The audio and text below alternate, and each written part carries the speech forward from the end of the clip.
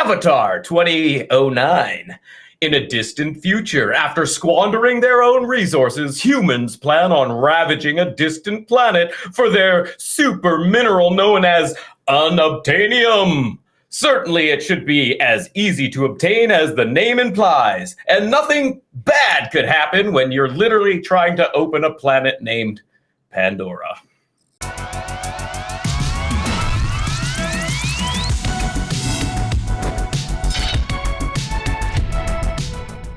This episode is brought to you by Radique Audio. Radique Audio. Enjoy the music.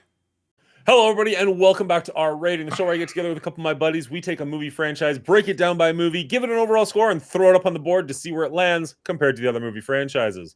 As always, I'm joined by Brian and Will. Brian, how are you doing this week? I'm great, Dan. How you doing? Oh, I'm doing fantastic. I'm very curious to get into this one with you guys. How about you, Will? How are you doing this week? I'm happy to be here. Excellent. Now, I'm going to ask the question I always ask, which is, how did you guys come to this movie? But a little bit behind the curtain, this is a movie I kind of had to twist these guys' arms into watching. The new movie, Fire and Ash, is coming out in a couple of weeks. I wanted to make sure that we were ready for this one. And this is the first time that I think I've got pushed back on a movie franchise. So, Brian, how did you come to Avatar? You know what? I was told that this was going to be the greatest movie ever, so naturally I lined up to go see it in theaters, 3D glasses in hand, and then I have never seen it since. And then you guys made me rewatch it. So you know what? Paid attention this time and took notes. Hey! Took a year and a half. What we got there? What about you, Will? How was your Avatar experience? Fairly similar. I mean, now I live on Pandora, as you can see, and I brew my own avatars, but similar experience. I saw the movie in theaters because it was a big hit.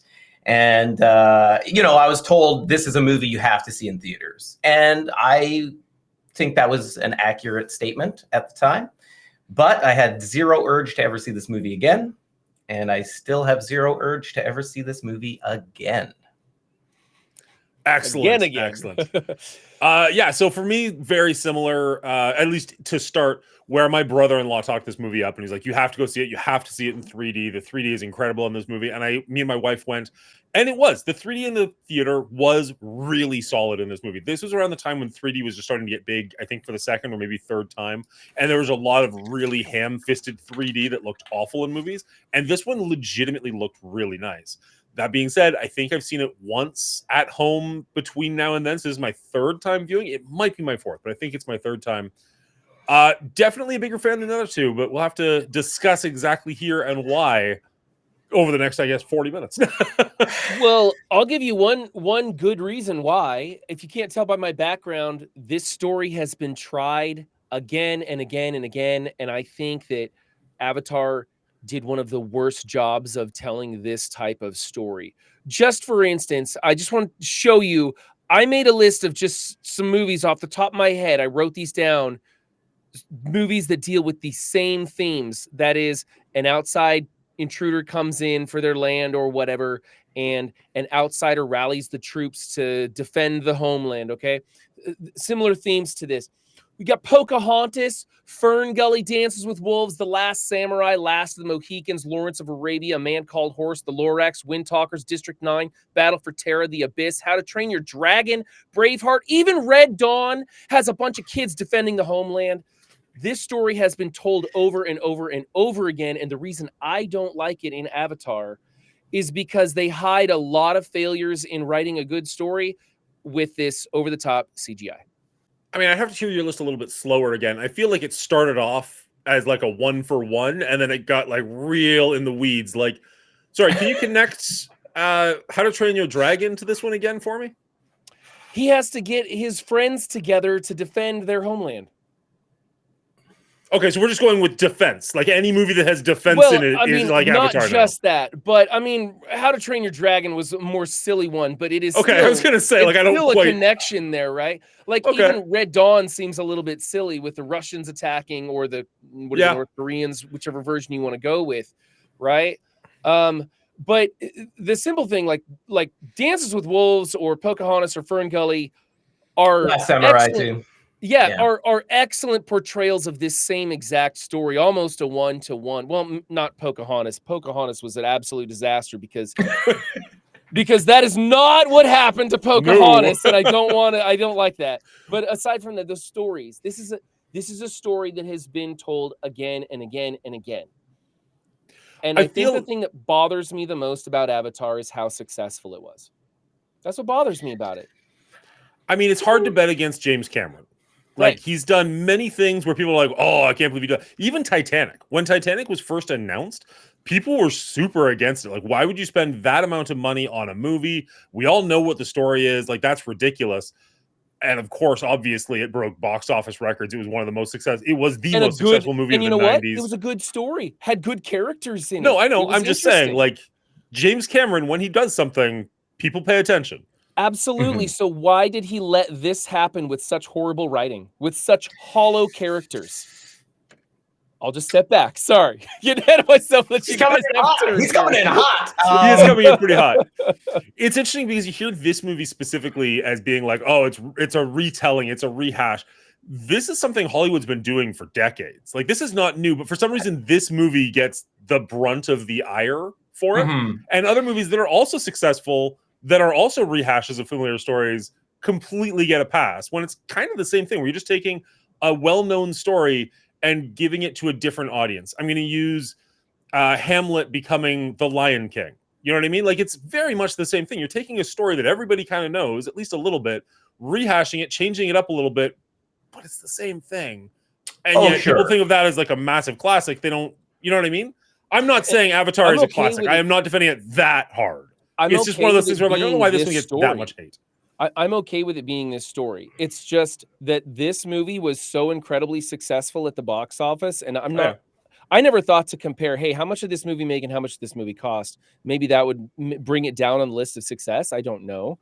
But this movie was a huge success at the box office, and it bothers me that people think that it's the greatest version of this tale ever told, because it's not. It just has a lot of window dressing.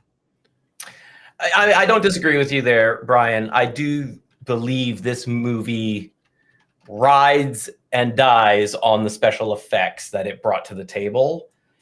And don't get me wrong, it did that amazingly well. And justifiably, like, it should be held up for those aspects. But on the other end, I do also believe that the story and character work in this are a travesty. And like you said, you listed, a half a dozen movies that have the same story, and you can bring this right back to basic writing of, there's only ever 7 kinds of stories you can tell, but look at this world that we've created with infinite amounts of stories from those 7 core ideas. And so I don't think that this specific story is played necessarily, but it feels played in Avatar.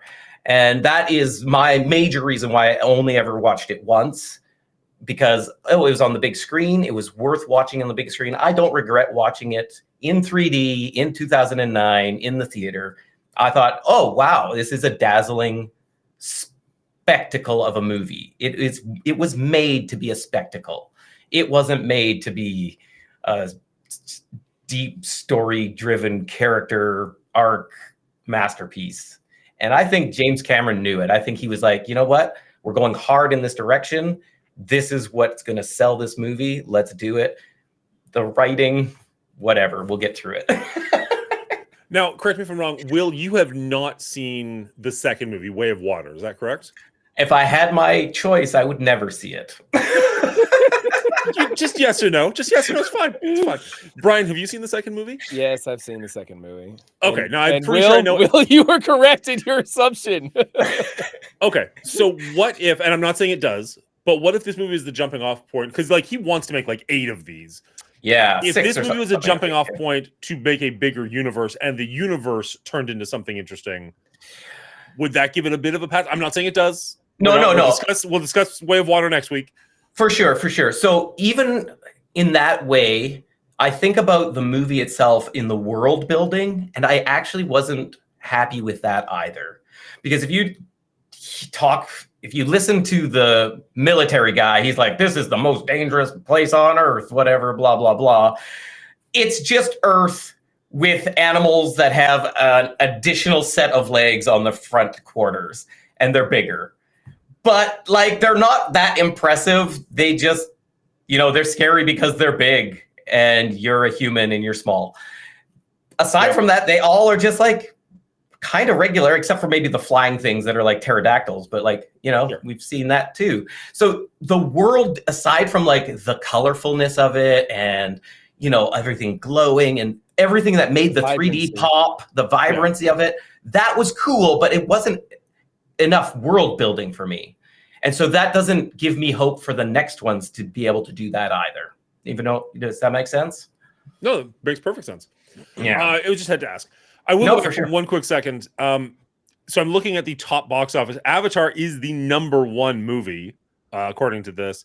And James Cameron has, if I'm not mistaken, 3 of the top 5. Yeah, he's highest crazy. grossing movies of all time. So, like, I get what you're saying. The success of this movie definitely outshines the quality of this movie. I'm not going to deny that at all. Well, I just don't necessarily have the vitriol for this movie that you guys do. Let's be a little more clear, because I don't want to say that this movie is terrible through and through. This movie has great quality points. And like Will said, Cameron leaned into it. He's like, hey, we're going for the look of this thing. And we're going to just pop your eyeballs out of your skull. And he did that. Just like Will, I saw it in theaters with the 3D glasses, and it was amazing, right? They created technology to make this movie pop more than anything else. It led the way and changed the way film is made, especially in the 3D department. The mocap stuff that they did with the characters was just unreal. The behind the scenes stuff is very interesting. A lot of work put into that.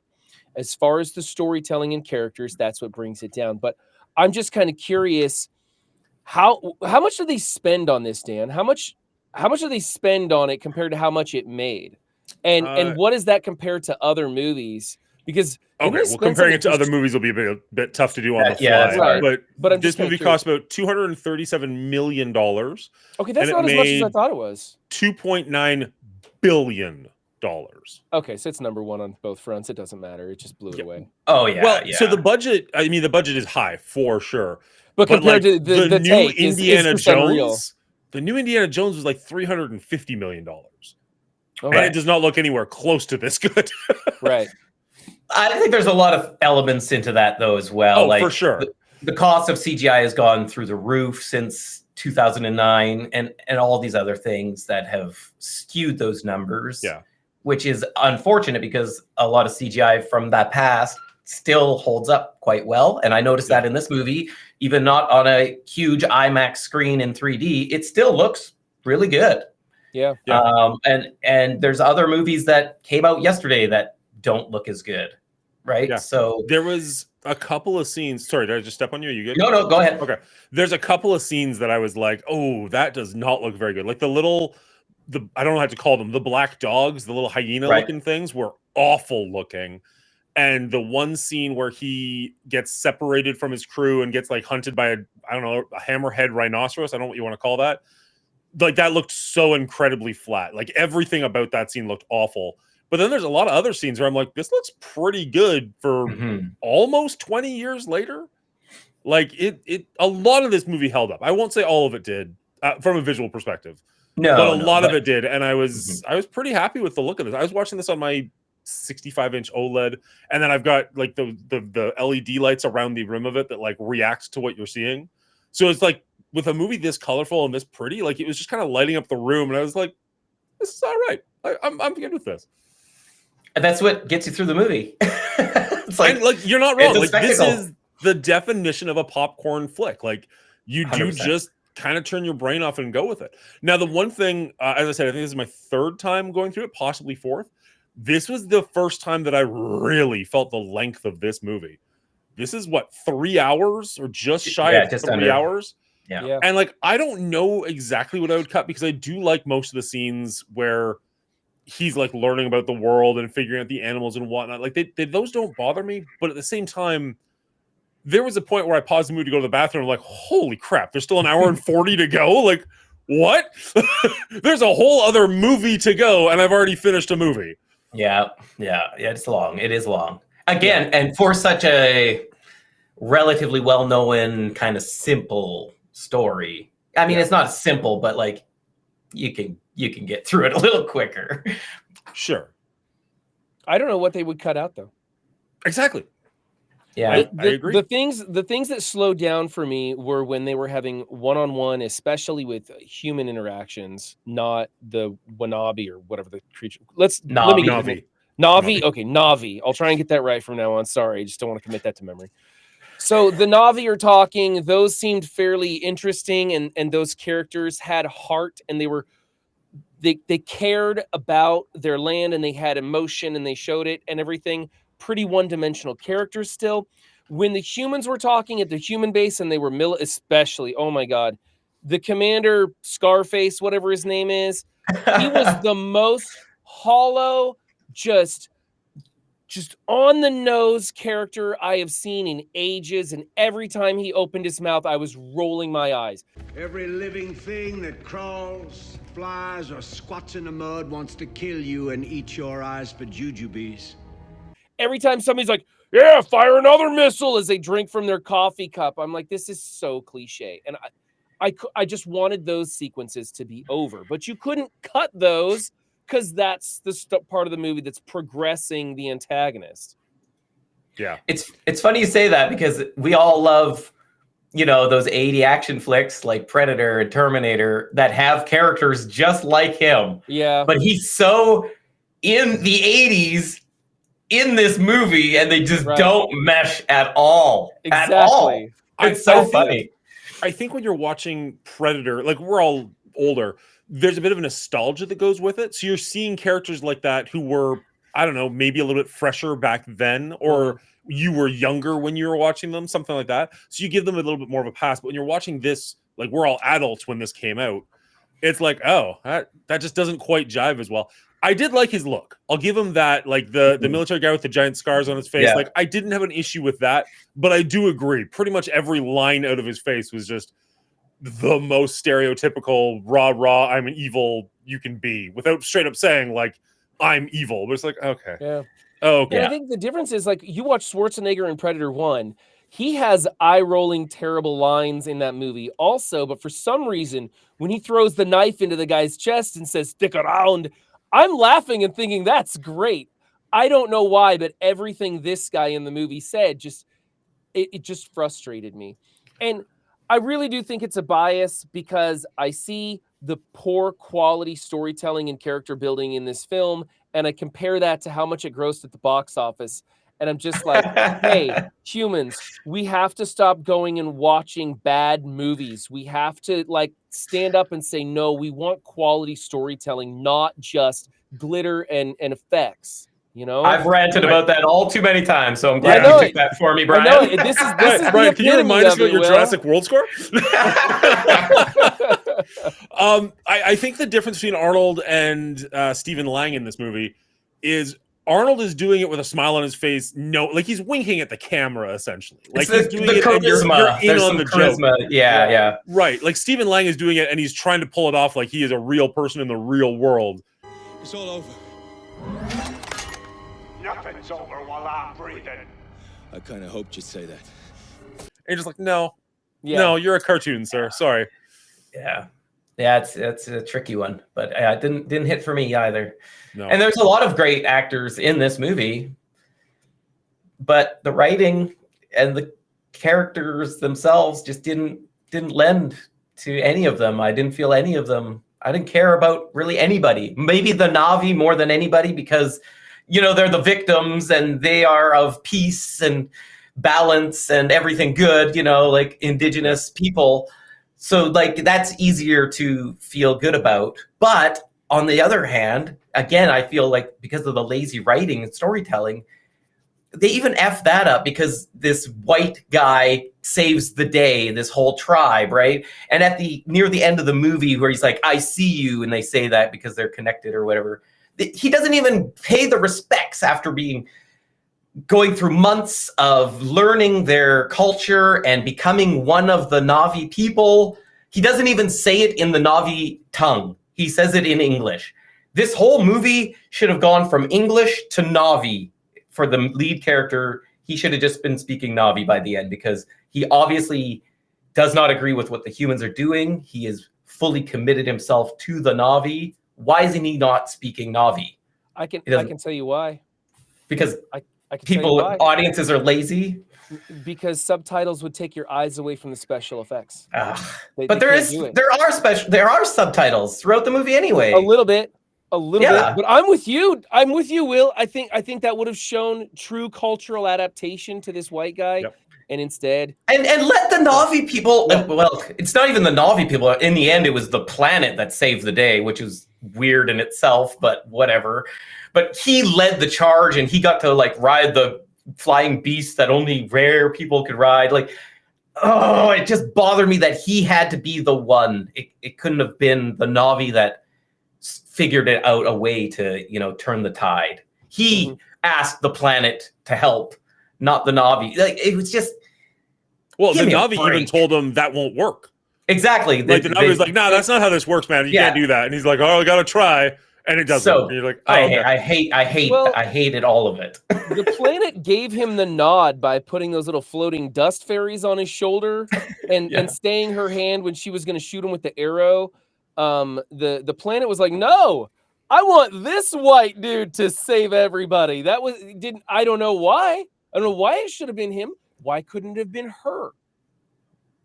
Huh? They didn't really explain anything about what was special about him or what he brought to the table that they didn't. I guess some knowledge of the humans, like knowing what parts of the machines to take down. He didn't broker a peace treaty or anything. He didn't even try. He's like, I'm gonna get laid and then I'll let her know.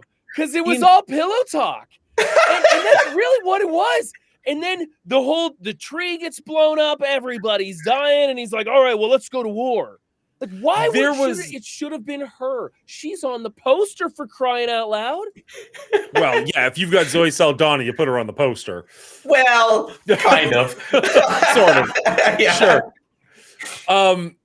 There was no real point where anybody on the human side was listening to peace talks. Like, both Giovanni Ribisi and Stephen Lang were. Like, Stephen Lang was out for blood to begin with. He wanted to kill them more than he wanted the resources. Yeah, one note. Yeah, 100%. Right. And you had the boss character who was super one-dimensional. He comes in, he says, this is unobtainium. We're going after this. I don't care about anything else. And so you're like, yeah, okay, dialogue with this is stupid. So it's going to come down to... Even with the name, they call it the company. They don't even give it a name. It's just the company. Unobtainium doesn't make any sense. Yeah. This was a first draft of a script for sure. James Cameron, I feel bad. We've done the Canadian moment before. James Cameron is a Canadian. He's very talented. He just hasn't.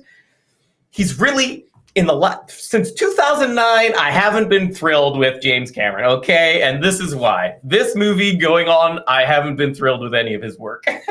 Has he done anything other than Avatar since 2009? Probably not.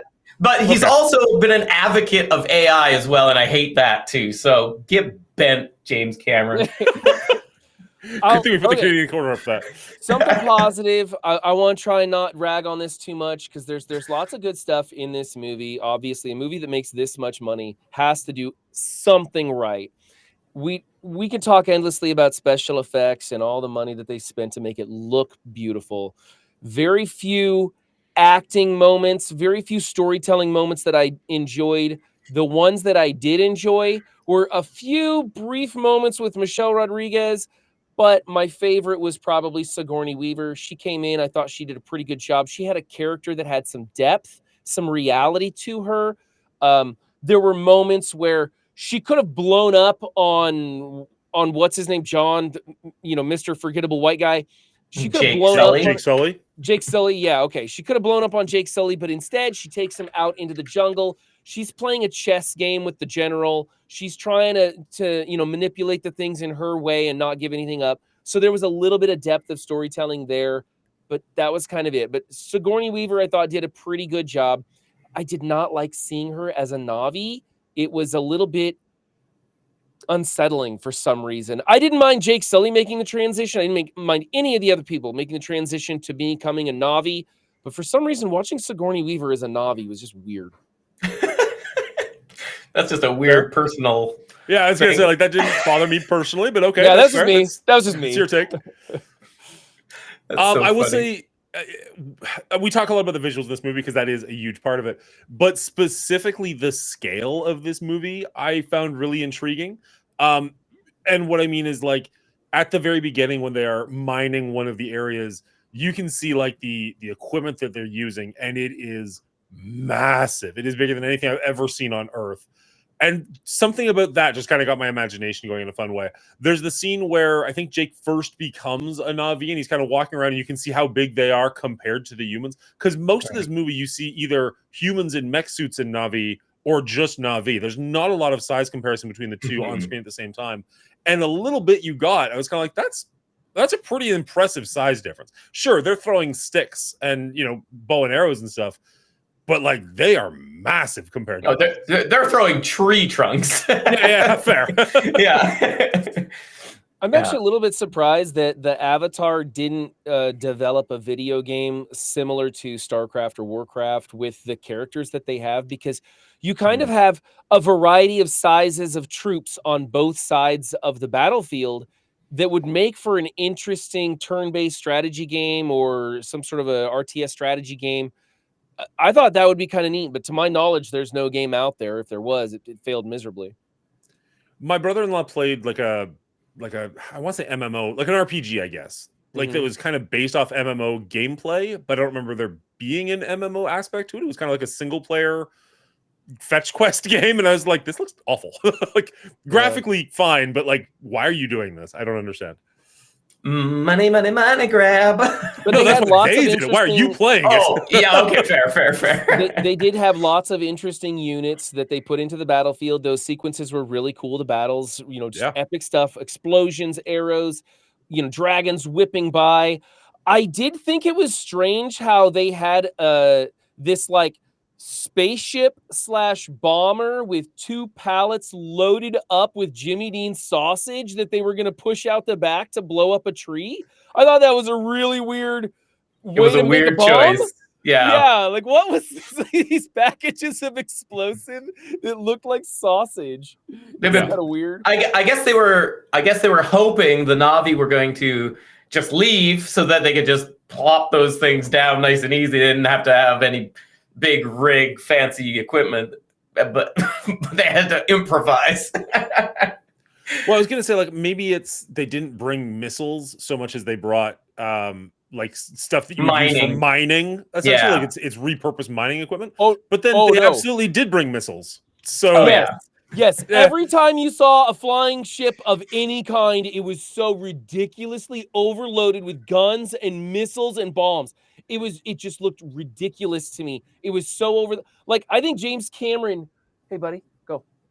I think James. Sorry, it's just like I think he saw Fern going. I think James Cameron just saw these ships and he's like, "Hey, let's put as many guns on this thing as we can. These characters are one-dimensional. We're going to push that one dimension to the limit." And they did. Those were floating fortresses. I don't know how they didn't just explode half the planet when they set those things down. I mean, they exploded a lot of the planet in this. I thought a lot of the American military stuff was actually pretty cool. Like, I thought the mechs were actually fairly cool. The gunships were pretty cool. Well, the like the one that Michelle Rodriguez is flying, like the double helix helicopter kind of a thing. Yeah. I thought that was pretty sweet. What's cooler than a man riding in a mech? A man who's able to pull a giant knife out of his mech and use it as a weapon. Yeah. I did not like the sound of the mechs, though. Every time the sound moved, or the mech moved, I heard Ed 209. And I was like, come on, these are sound bites ripped straight from RoboCop. And they didn't, it really kind of took me out. This is the second time through. I didn't notice it the first time. The second time through, I was like, that's Ed 209 sound effects right there. That's so interesting you say that. I didn't notice it until this time either. All of the monsters on Pandora were 100% dinosaurs from Jurassic Park. Park. 100%. Yep. And I was like, interesting. I don't remember ever catching that before. Blew the budget on the cameras. Forgot to get new microphones. Right. Look over here. Steven, do you mind if I use your noises? Don't mind what we're doing over here. Just look at these flashy lights. Admittedly, it worked because I didn't notice it until I was going through with a reviewer's eye. Like, it's just a patron. I didn't care whatsoever. I was Right. just in the movie. But yeah, going through it and being like, I'm trying to pay attention to the music. I'm trying to pay attention to the cinematography. It was like, wait a second. I've heard that before. Yeah, James Cameron does action well. He's been doing action well for how many years, right? Since Alien 2 or before even. I So think Terminator was first, wasn't it? yeah, I think so. So he knows what he's doing in action sequences, and it shows, right? These big action sweeping scenes, really fun.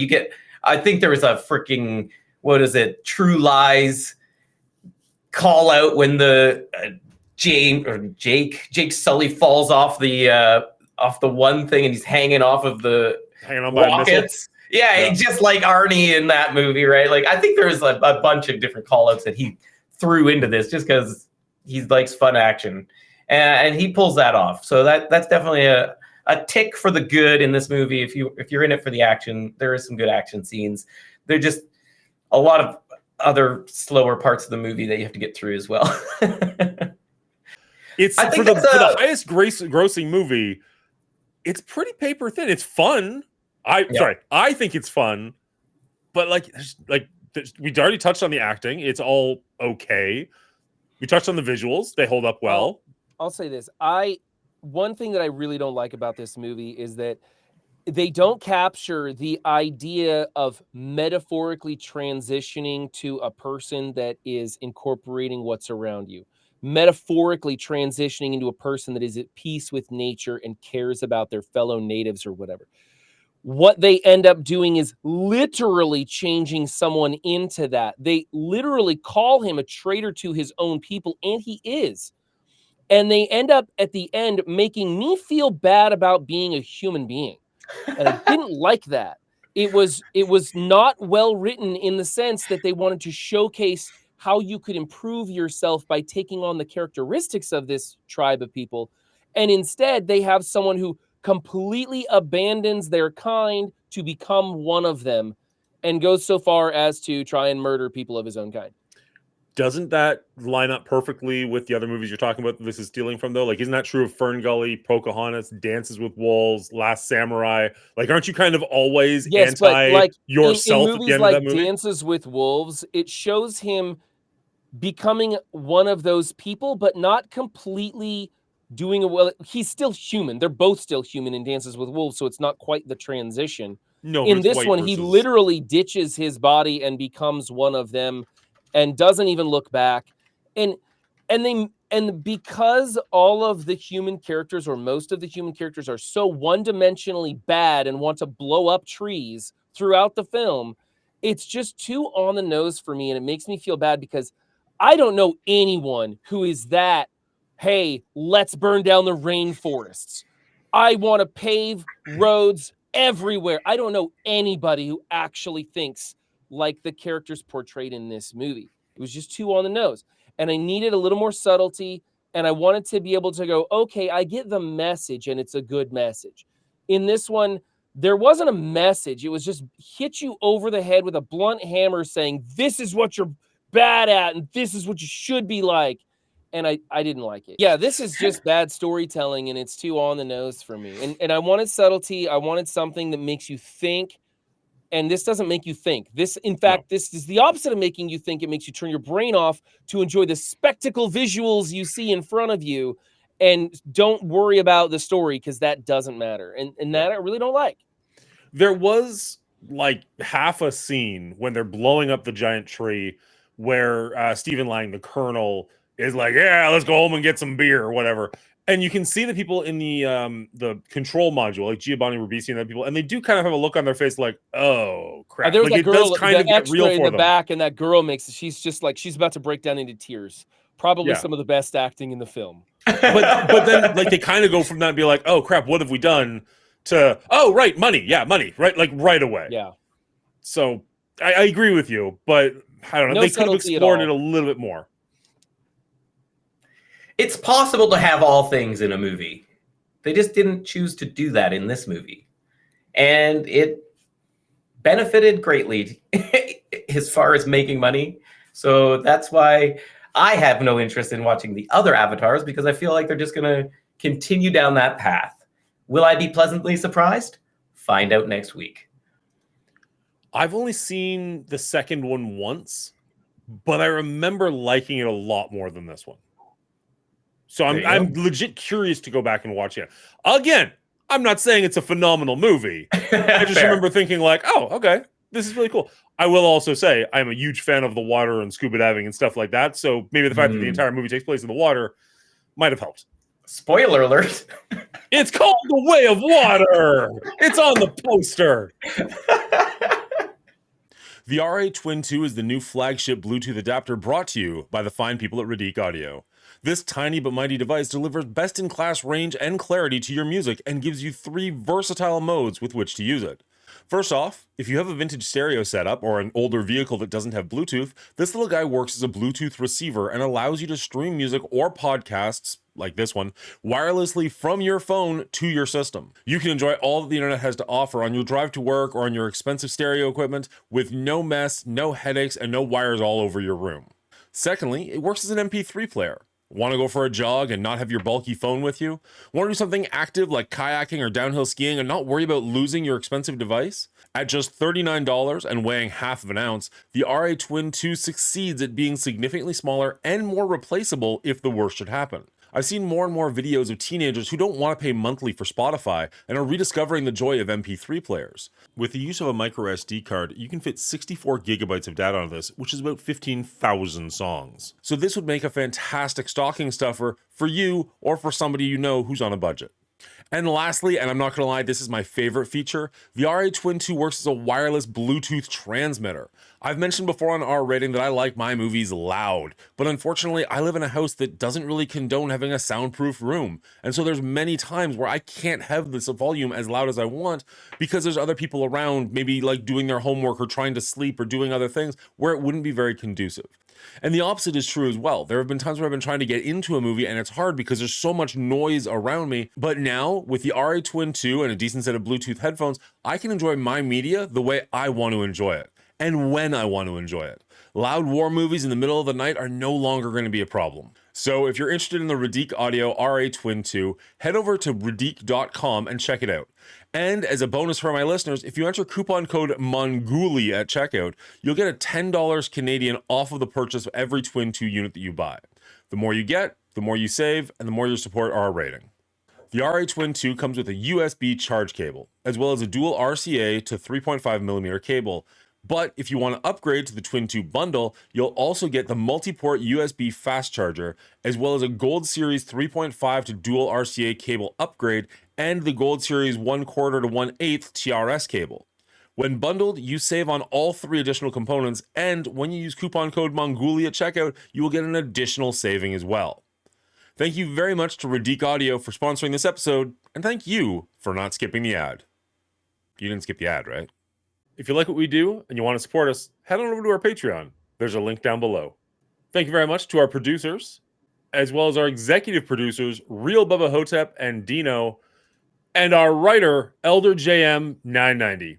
Thank you so much. Okay, so I just kind of racked these numbers up while you were going through that Patreon, Dan.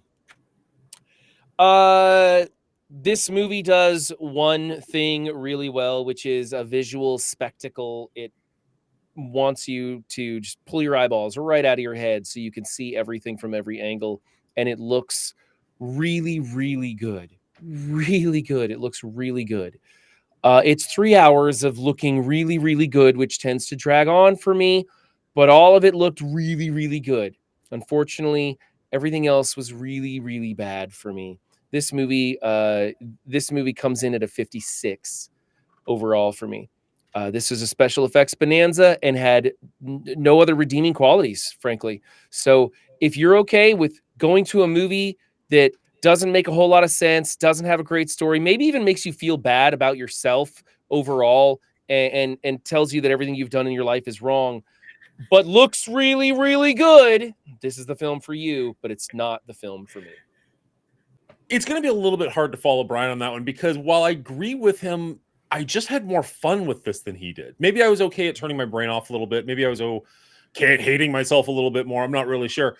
I think, yes, the movie looks good. We've hit on that quite a bit. The plot is tried and true, but honestly, most movies in Hollywood do that, where they just kind of rehash a story to some extent. It's a way of modernizing it. It's a way of bringing it for a new audience. I watched this with my daughters, and they really enjoyed it, and that definitely helped bring my score up a little bit on this one, because if I can get a fun family night out of it, that's going to increase it. That's what movies are all about, is bringing people together, and when I can do that with my family, that is going to raise my enjoyment of this. The sound, we said, it borrows a little bit here and there, but for the most part, it sounds really good. The cinematics, again, looks incredible. The acting, I don't know why exactly they chose Sam Worthington for this role. I don't know that he's done a whole lot else with his career. He's okay. Sigourney Weaver is good. Michelle Rodriguez actually brought in a performance that I liked. I'm not usually a big fan of hers, but I did enjoy her in this movie quite a bit. Zoe Saldana did a good job. You don't get a whole lot of Giovanni Ribisi, but again, he's an actor I enjoy. The plot, what can we say? It's tried and true. It's paper thin. It's been done. I won't say it's paper thin. It's been done. But the enjoyment level on this one is pretty high for me. And even Brian said, like, this is a 3-hour movie, but I don't know what you cut out of it, because it's pretty fun. I don't know. I don't know how to word it. I know just saying it's fun over and over again is not the most the most intelligent thing a reviewer can say. But at the end of the day, this movie doesn't blow you away, but it's a good time. I gave this one a 78. Yes, as it's been said, this is a spectacle movie. This is like the epitome of spectacle movies. Does it hit as hard nowadays? Not really as much, because we have the whole Marvel universe, that CGI city as well. Like, CGI is kind of just taken over with the spectacle movies at the forefront, with the superhero genre just really blasting off and all of those things. So it doesn't hit as hard anymore, I don't think. That said, I think the movies are still going to make big money, because people remember this as such an event, and it did change the way movies were made moving forward. So that impact has meaning. For better, for worse. For better, it revitalized and reimagined what 3D movies could be. For worse, we got so many 3D movie slops that it killed my desire to go to the theater at all, because a lot of times they just forced you into a 3D theater, and I despise that. That's now cooled off, so it's all good now. Yeah, what hasn't been said? Nothing. 58 out of 100. Get it out of here. And with that, Avatar comes in just after Evil Dead, but above Beverly Hills Cop at 63. A little higher. I definitely brought that score up against your guys' will, but... Yep. No, you gave your honest opinion, Dan, and that's what counts. That's what we're here to do, is give our honest opinions of these films, whether we agree or not. We don't need to agree on this stuff. And I'm happy with this. I'm happy Evil Dead beat it. I'm okay with it being better than Beverly Hills. There was so much money spent on this, so it had to get somewhere. There you go. It paid for its spot. Will it climb or will it fall? That's the real question. Yeah. I think it'll climb.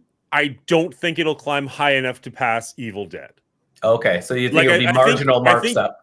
I think, again, I've only seen Avatar 2 once, and obviously none of us have seen Avatar 3. Mm-hmm. I think the quality of Avatar 2 is higher, so I could see your scores going up from what they are, but I don't think they're going to, like, your scores for Evil Dead are in the 70s. I don't think your score for this franchise is going to be in the 70s. I just don't. Right. That's fair. All right, so that's our rating of Avatar. What do you guys think? Too high, too low? Let us know in the comments down below. I'd love to hear what your scores are for this movie. Is this just a CGI fest, or was there something a little bit deeper that hit you? I'd love to hear from you.